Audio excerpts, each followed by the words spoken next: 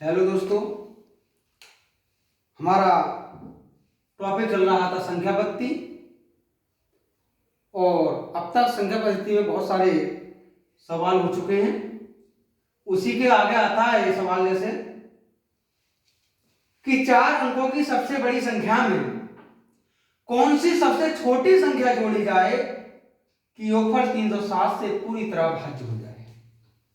अब 4 अंकों की संख्या तो दी नहीं है, तो 4 अंकों की सबसे बड़ी संख्या 9999 होगी। फिर आगे कहा है सबसे छोटी संख्या जोड़ी जाए कि योगफल 360 से विभाजित हो जाए। तो इसे क्यों ना पहले 360 से भाग कर लें। यह हो जाएगा 3, 8 और 6 68 9, फिर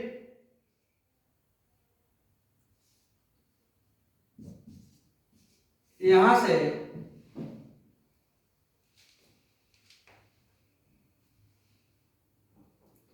ये बचा 5 7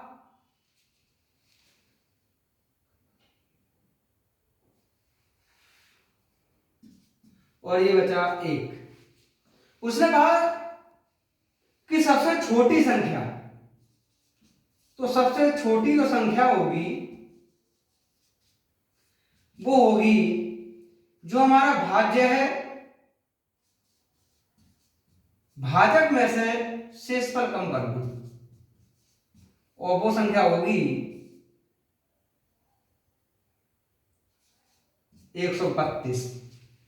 यानी ऐसी सबसे छोटी संख्या इसमें जोड़ दी जाए कि योगफल 360 से पूरी तरह विभाजित होगा, वह संख्या होगी 132। देखिए अगला सवाल, देखिए नेक्स्ट क्वेश्चन आता है ये, किसी संख्या को 36 से भाग देने पर शेषफल 19 आता है। अगर उसी संख्या को 12 से भाग दिया जाए तो शेषफल कितना आएगा। इस तरह के कल भी कई सवाल कराए थे, बहुत आसान सा है सवाल। फिर समझिए, किसी संख्या को 36 से भाग देने पर शेषफल 19 आता है। यदि उसी संख्या को यानी इस वाली संख्या को 12 से भाग दिया जाए तो शेषफल कितना आएगा। तो पहले ये देखते हैं क्या ये 12 से ये संख्या पूरी विभाजित हो रही है।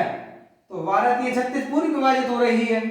इसका मतलब ये हुआ कि जब भाग 36 से भाग दिया था शेषफल 19 आया था। अगर हम 12 से इस 19 को भाग कर दें तब जो शेषफल होगा वह वही शेषफल होगा जो कि 12 से इस संख्या को भाग देने पर प्राप्त होगा। इसका मतलब हुआ 12 और 19 बचा 7, जो शेषफल आ रहा होगा वो होगा 7। देखिए नेक्स्ट क्वेश्चन, वह सबसे छोटी संख्या जिसे 4 अंकों वाली सबसे बड़ी संख्या में जोड़ने पर योगफल 345 से विभाजित होता हो क्या होगी। तो 4 अंकों की सबसे बड़ी संख्या तो 9999 होगी। इस संख्या को 345 से डिवाइड कर लीजिए। 2 पंजे 10 1, 2 चौक 8 1 9, 2 3 6 घटा दीजिएगा 9 0 3, 8 पंजे 40 4, 8 चौक 32 और 4 36 3, 8 3 24 और 3 29, 24 और 3 27। फिर घटा दीजिए 9 3 और 3। उसने कहा है कि वह सबसे छोटी संख्या जिसे 4 अंकों वाली सबसे बड़ी संख्या में जोड़ने पर योगफल 345 से विभाजित होता है क्या होगी। तो छोटी वाली जो संख्या होगी, जो हमारा भाजक है उसमें से 339 ये कम कर लीजिए, वो सबसे छोटी संख्या होगी 6। देखिए आगे, देखिए नेक्स्ट क्वेश्चन है, एक भाग के प्रश्न में एक विद्यार्थी 36 के बदले में 63 को भाजक के रूप में लेता है। उसका उत्तर 24 था, तो सही उत्तर क्या होगा। तो इसका एक आसान सी ट्रिक रहेगी, सही जो उत्तर रहेगा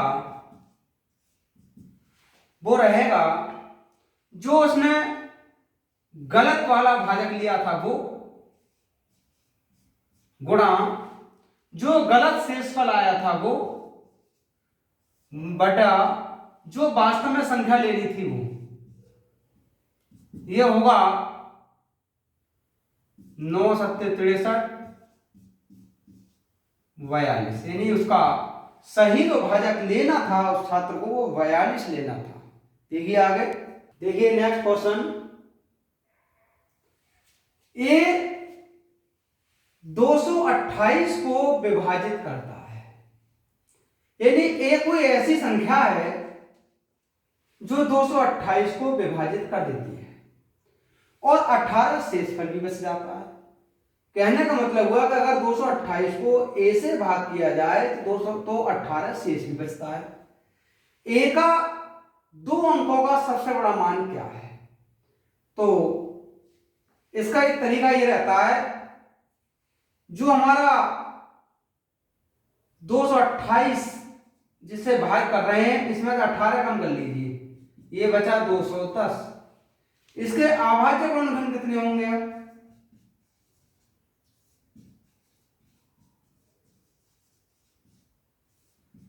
इसके अभाज्य गुणनखंड निकाल लीजिए।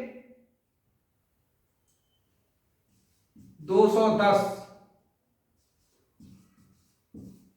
3 सत्ते 21, 35 और 5, ये हो जाएंगे 2 गुणा 3 गुणा 5 गुणा 7।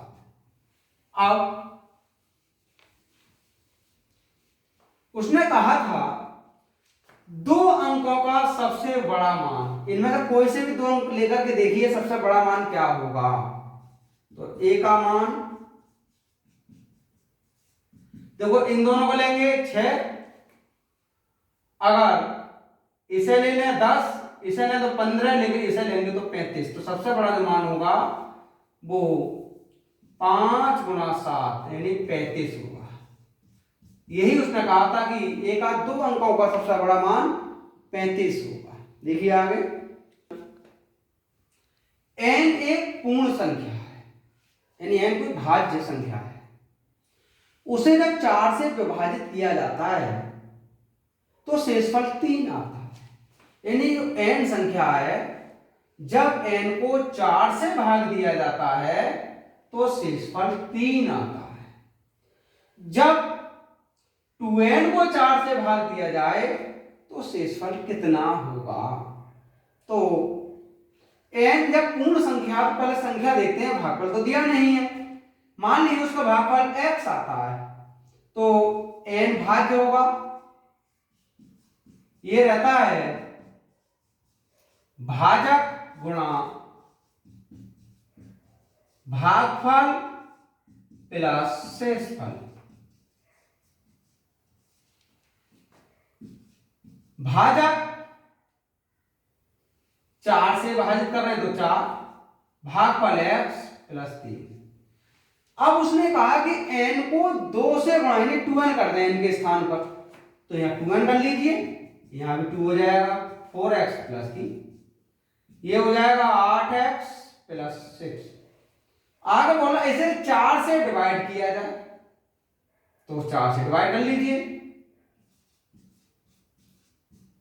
ये हो जाएगा 8x प्लस 4 और प्लस 2। इसका मतलब इतनी संख्या तो 4 से विभाजित होगी, शेषफल कितना बचेगा? तो जो हमारा शेष बचेगा, शेषफल वो होगा 2। जैसे कि उसने कहा था कि n एक पूर्ण संख्या है, उसे अगर 4 से विभाजित किया जाए तो शेषफल 3 आता है, और जब 2n को 4 से विभाजित किया जाए तो शेषफल कितना आएगा? तो 2n का हमने पहले मान ज्ञात कर लिया, 2n का मान 4x प्लस 6 होगा। जब इसे 4 से विभाजित करेंगे तो शेषफल 2 आएगा। देखिए आगे, देखिए नेक्स्ट क्वेश्चन आता है ये, 1848 के विषम संयुक्त विभाजकों की संख्या कितनी होगी?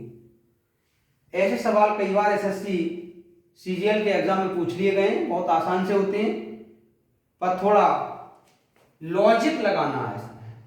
सबसे पहले इस 1848 के गुणनखंड बना लीजिए।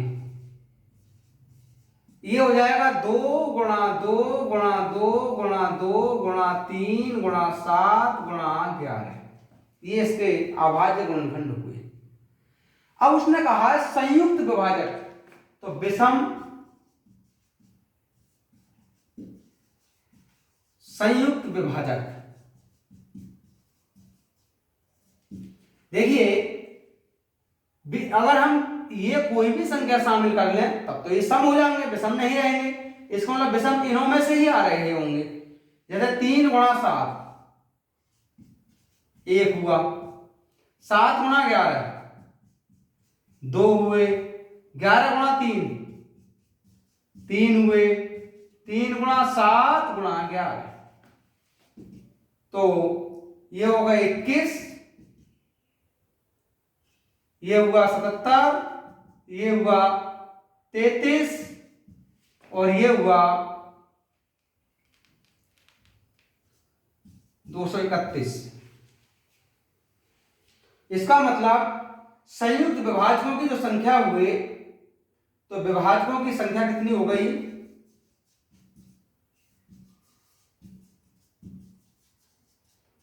देखिए 1 2 3 4, ये होंगे 4। उसने ये कहा था कि इसके विषम संयुक्त विभाजक, तो विषम संयुक्त विभाजक इसके 4 होंगे। देखिए नेक्स्ट क्वेश्चन, देखिए नेक्स्ट क्वेश्चन आता है ये, निम्नलिखित में से इनों में से कौन सी संख्या ऐसी है जो 25 से विभाज्य है?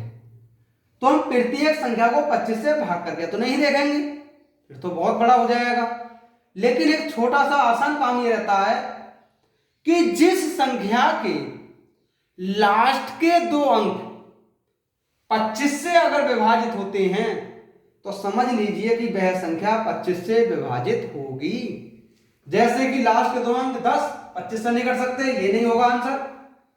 55 25 से नहीं कटेगा, ये भी आंसर नहीं हो सकता। 33 75 75 25 नहीं है 75, तो आंसर होगा ये देख लीजिए 40 नहीं कटता, तो इसका आंसर होगा 30 33 75। बाकी इसके आगे का कल देखते हैं। हमारे चैनल के लिए लाइक करें, सब्सक्राइब कर दें, अधिक से अधिक दोस्तों में शेयर करें। इसके लिए लाइक जरूर कर लें, जिससे कि सब्सक्राइब जरूर कर लें, जिससे कि हम जो भी वीडियो डालें उसका नोटिफिकेशन आपको सबसे पहले प्राप्त हो सके। धन्यवाद।